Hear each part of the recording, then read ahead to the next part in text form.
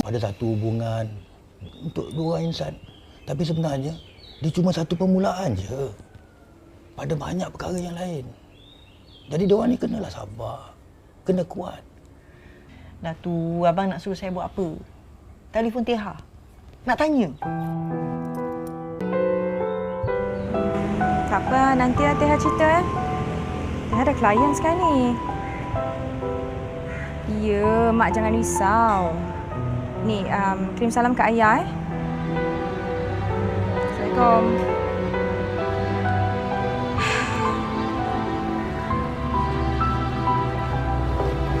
Juga. It's okay, saya faham. Pelan-pelan. Oh ya, sebelum saya terlupa, saya nak ucapkan terima kasih sebab awak dah tolong close deal dengan 3 syarikat pelancongan tulisan saya tu. Thank you. Tak ada hal lah Encik Nizam. Dah itu memang kerja saya kan. Dan itu pun sekali dengan package apa yang Encik Nizam pilih dari services kita orang punya syarikat. And then esok, kita ada 2 lagi ejen pelancongan. Jadi esok saya hantar location kat Encik Nizam Hey, kalaulah saya ada staff marketing perangai macam awak ni kan, mesti result saya meletup terbaik dalam Asia kan? Maksud Encik Nizam tu memang tak... Hello? Encik Nizam, jom kita pergi.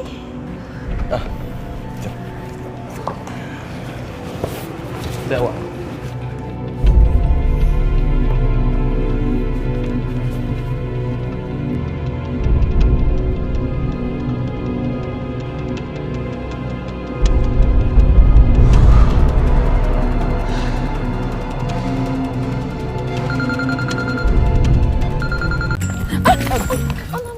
Sorry awak, saya tak sengaja. Sorry.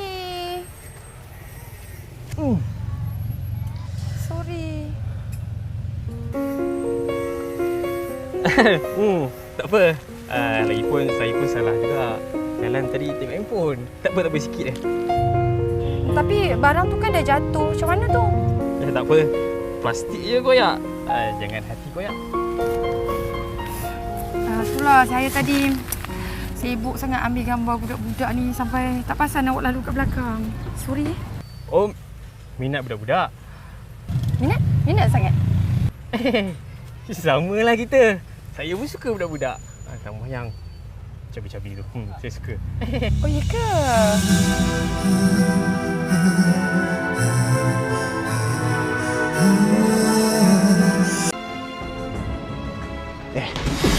Kau jangan nak try Teha tu. Aku dengan dia akan rujuk balik lama lagi, betul tak? Relax lah, brother. Betul. Hati-hati lah kau. Banyak macam ni, banyak lelaki ni. Siap. Sedih.